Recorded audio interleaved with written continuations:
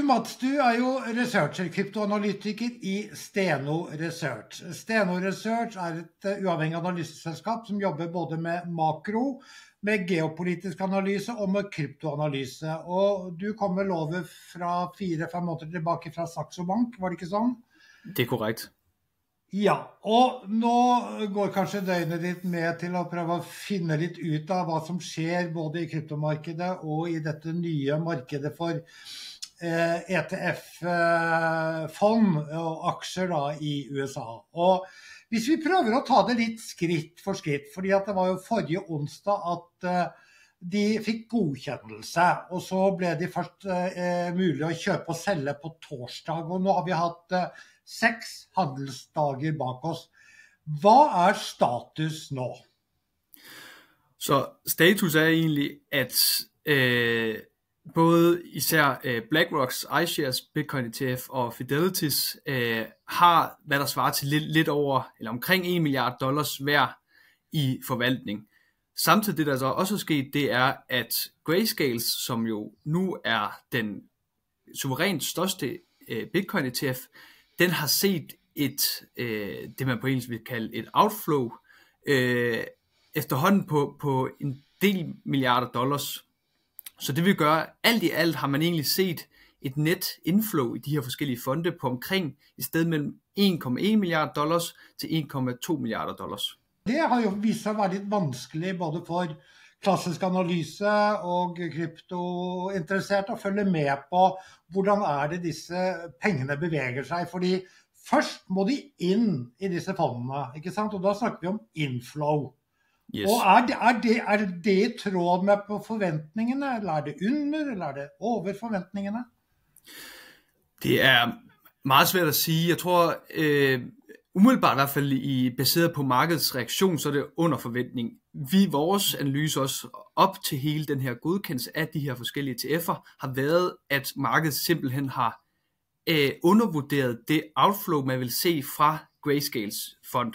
Det man skal huske, det var, at Grayscales Bitcoin Trust, den holdt, hvad der svarer til omkring $28 milliarder hver af bitcoins, inden de blev godkendt.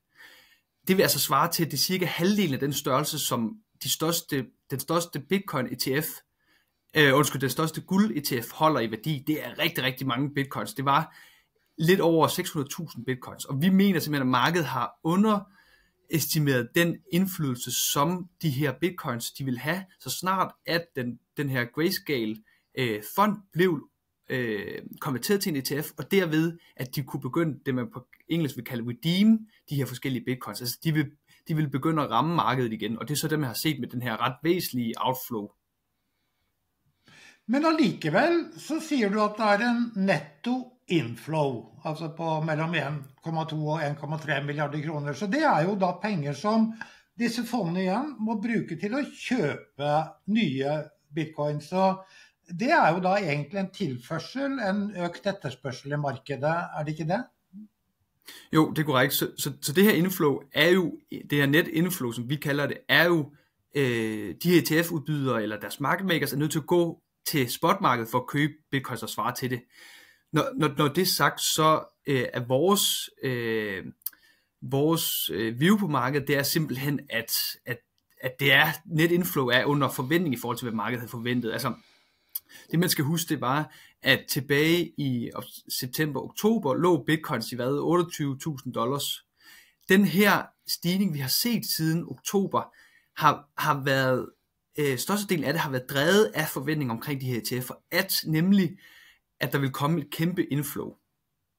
Lidt ligesom man så tilbage med forskellige guld-ETF'er, som den første amerikanske guld-ETF, der blev lanceret tilbage i 2004, hvor man også så et hurtigt, eller et inflow inden for de næste par år.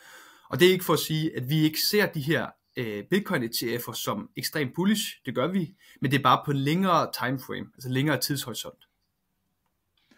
Ok, så det har vært en forventning som har drevet Bitcoin-kursen fra 28, 29, 30 opp til 4, 5, 46, helt opp i 49. Og så det da en overvurdering på kort sikt, eller av hva ETF-ene ville kunne bidra med. Men på lengre sikt, da, dette henvender seg jo til mer tradisjonelle investorer, som da på en måte vant med å sitte med en rådgiver kanskje, som skal forvalte pengene deres. Og de må jo forstå hva dette handler om. Hva denne aktive klassen for noe? Og her har jo disse firmaene gått ut med kraftige reklamekampanjer og alt mulig. Så noen sier jo til og med at ja, det kan godt være at det en effekt på kort sikt, men den langsiktige effekten kanskje undervurdert. Hva tenker du om det? Helt enig, og det netop det vi har det også, vores syn på hele de her ETF'er netop, at de ekstremt positive for hele kryptomarkedet langsigtet. Især når man i fremtiden begynder at kunne se i USA, altså financial advisors, som vil begynde at kunne allokere penge til Bitcoin, eller for den sags skyld andre kryptoassets. Det har de ikke tidligere haft mulighed for. Fordi at krypto som en asset class opererer uden for et regulatorisk miljø, som de kender. Og samtidig er der også alle de her risici forbundet med det. At vi så senest for over et år tilbage FTX, som gik konkurs. Og de her risici har de ikke ved de her ETF'er. Men det tager bare noget længere tid, før at mange af de her financial advisors, banker, andre institutionelle investorer samt traders, de opfatter det som en reel mulighed at allokere penge eller kapital til Bitcoin eller kryptomarkedet generelt. Men på kort sigt så blev det altså da egentlig en sell the news begivenhed. Yes. Det riktigt Præcis. at sige? Ja. Det bare tok nogle dager. Undskyld? Det bare tok nogle dager, før effekten kom i hele markedet, ser det ud til. Præcis. Ja, og det vi også så i går var jo, at det her outflow fra Grayscales fond fortsætter egentlig. Vi så et outflow i går bare på en trading day, som var omkring $600 million. Og det udelukkende fra Grayscales. Altså, så i går så man et net outflow på lidt over $100 million. Så dette kan endre sig fra dag til dag. Og nu det jo sådan, at til og med kryptomarkedet baserer sig jo på forventning, også på samme måde som det klassiske finansmarkedet. Men når man forbi dette hjørnet da, hvad det man ser på nå? Det halvering i april? Det videre utrulling av ny funktionalitet? Hvad det som skal drive markedet den ene eller andre vejen nå fremover? Altså vi tror, at det der kommer til at drive markedet hovedsageligt, så fremt vi ikke lige pludselig ser væsentlig inflow i de her forskellige ETF'er, så det forventning, og så du korrekt siger, at alt i krypto næsten jo en eller anden forventning om noget i fremtiden. Altså det jo et af de, hvis ikke det mest spekulative marked, man overhovedet kan finde. Men som skal drive markedet, det den her halving, som vi forventer en gang i midten af april. Samt det også hele den her makroøkonomiske situation. Vi ser lige pt, som faktisk noget, som relativt få ved, at de forskellige markeder, blandt andet i USA, bliver egentlig, der bliver skudt en masse likviditet ind i markedet pt, selvom centralbankerne ikke er begyndt at sænke renterne endnu.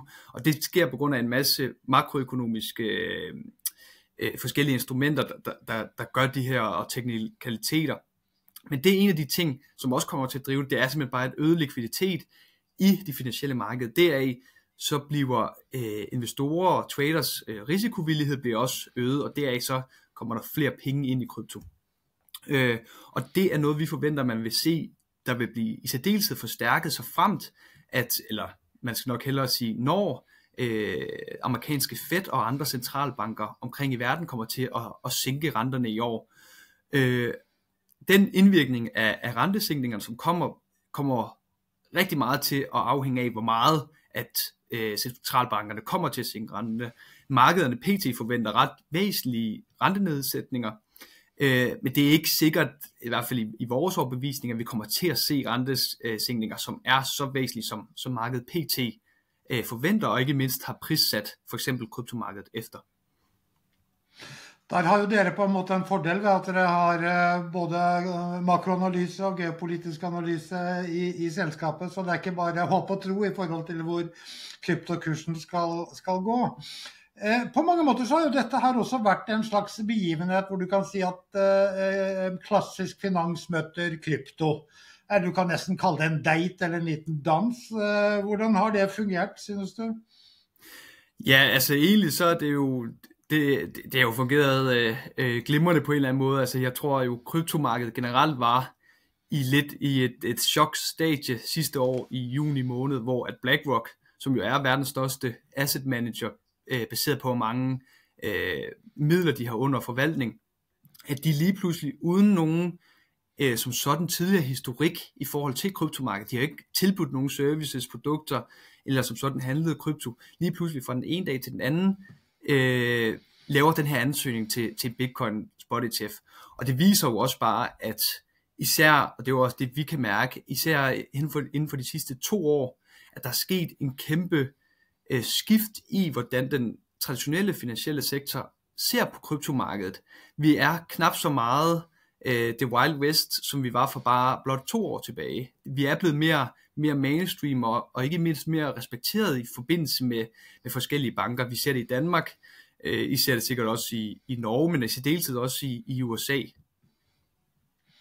Men det finnes jo de også i klassisk finans som fortsatt advarer. Du har jo JP Morgan-sjefen i Norge eller Norden, har vi Nordea Bank som negative, mens de andre bankene de i tenkestadiet, de driver og utreder hva de skal gjøre. Hva tror du om de neste møtene mellom klassisk finans og krypto? Det at bankene tar i bruk blokkjedeteknologi for å erstatte 30-40 år gammel kjerneteknologi? Det tokenisering?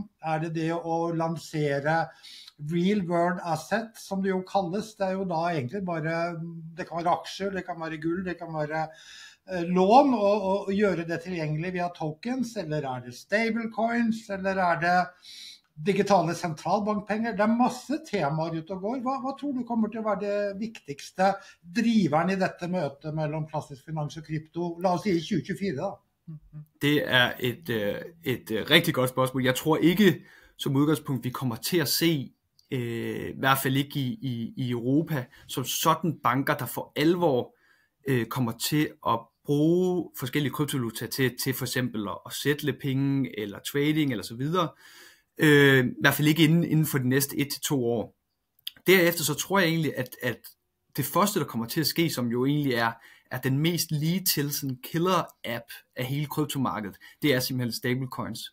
Det vil gøre det muligt for banker at sætte midler, sende midler, og generelt effektivisere de processer, de har omkring penge og overførsler meget bedre. Samtidig så kræver det ikke sindssygt meget infrastruktur for at kunne muliggøre forskellige stablecoins overførsler i bankerne. Hvis vi kigger et par år yderligere ud i fremtiden, så tror jeg, at tokenisering eller real world assets på altså on-chain bliver også en rigtig stor ting for bankerne. Udfordringen er blot, at det er lidt flere år ude i fremtiden, fordi det netop kræver langt mere infrastruktur, og det kræver også mere regulering, som vi bare kan se, at det tager bare rigtig mange år for de forskellige stater eller unioner at lave regulering. Altså EU's MiCA-regulering, som bliver implementeret med fuld effekt den 30. december i år, har jo taget dem, jeg ved ikke hvornår de begynder at arbejde på det, men det er jo tilbage fra 2019-2020, så det tager bare rigtig mange år. Og man må også bare sige, at den finansielle industri er også bare en af de mest regulerede industrier. Så bankerne har pt. Ikke særlig meget råderum til at kunne operere i kryptomarkedet. Det blir jo spændende at se da, Mats, men hvis vi ser tilbage på dette, disse dagene her, disse ukene her, disse månedene her da, om nogle år, har dette været en historisk begivenhed i fremtidens digitale økonomi? Det tror jeg helt sikkert. Jeg tror, at man om 20 år kommer til, hvis ikke mere end det er, at sammenligne det med de første guld spot ETF'er, som blev lanceret i USA i 2004. Det her, det er jo ligesom starten på verdens største kapitalmarked, som er det amerikanske, som lige pludselig anerkender også, at hey, krypto er kommet for at blive. Det har altid været i forskellige stater, men især også i den finansielle sektor, sådan lidt et håb om, tror jeg, at krypto blot var en døgnflue. Altså det ville være væk om et par år, så ville folk glemme det, og så ville vi ikke skulle høre mere om det. nu er det ligesom ret tydeligt, at krypto er kommet for at blive, og at de bliver nødt til at forholde sig til det. Og det tror jeg, at de her ETF'er for alvor har gjort. Det er sådan lidt et point of no return, som jeg tror, man kommer til at se tilbage på om mange år som noget historisk for krypto.